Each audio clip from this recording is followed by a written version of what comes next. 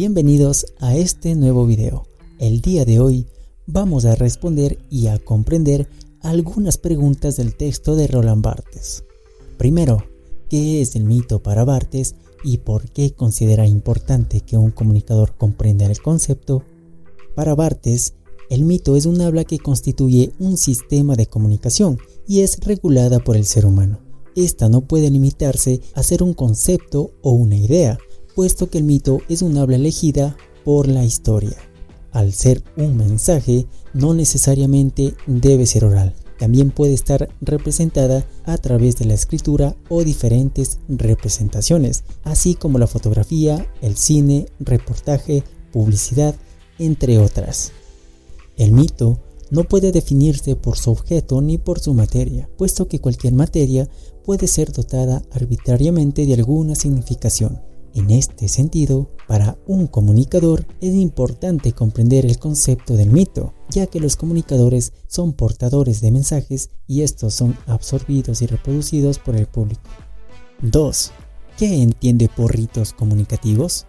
Los ritos comunicativos se deben entender como un dispositivo formal de las prácticas recurrentes que transmiten una determinada interpretación de la realidad. De esta manera, los ritos son una herramienta para comprender las diversas maneras de crear y reforzar los vínculos dentro de una sociedad.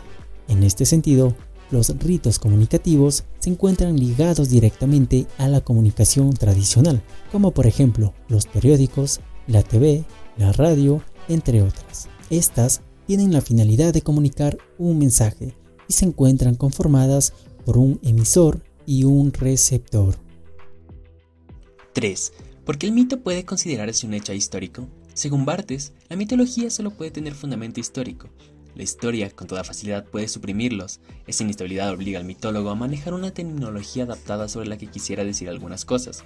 Por ello, se dice que el mito puede considerarse un hecho ahistórico al fundamentarse de la historia y sus conceptos. 4. ¿Por qué la semiología solo puede tener unidades a nivel de formas? La semiología solo puede tener unidades a nivel de formas y no de contenido debido a que su campo es limitado y se asienta sobre un lenguaje, es decir, que realiza una sola operación, la lectura o el desciframiento.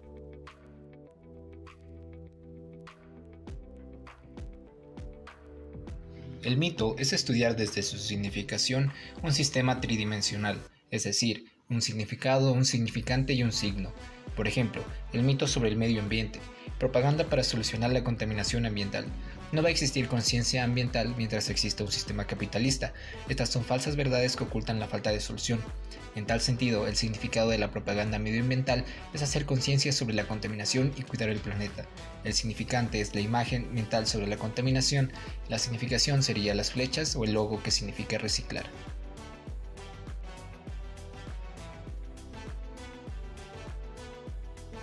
Por lenguaje objeto, nos referimos al significante expresa el significado.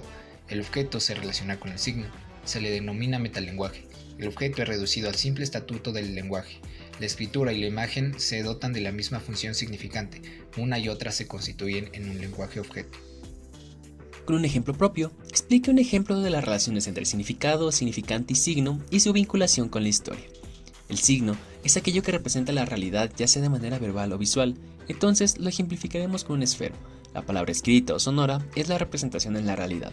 El significado vendría a ser el concepto, por lo tanto, cuando hablamos del esfero entendemos que es un objeto que se usa para escribir. Por último, el significante es la imagen acústica que se nos viene a la mente. Es decir, cuando hablamos del esfero, imaginamos en nuestro interior el objeto como tal y no el signo, es decir, la palabra o las letras. 8. Comente la siguiente cita. El sentido contenía un sistema de valores, una historia, una geografía, una moral, una literatura. Esto quiere decir que los temas tratados por la semiótica se han venido trabajando y desarrollando desde hace mucho tiempo, la cual tiene en cuenta el lugar y los valores de cada cultura y personas quienes transmiten su lenguaje.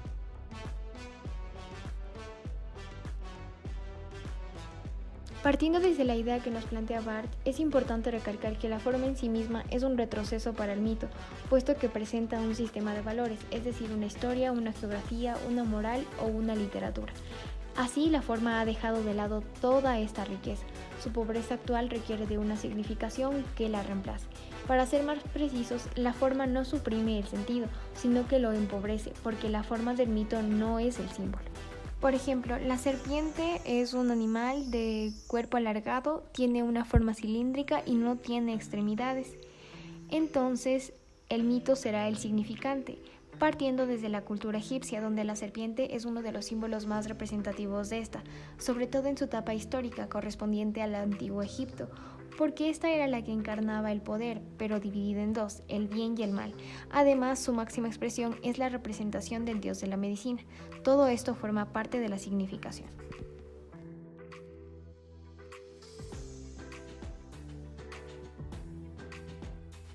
Como nos dice Barthes, la significación es del mito mismo. Por ejemplo, el cóndor como emblema del escudo nacional.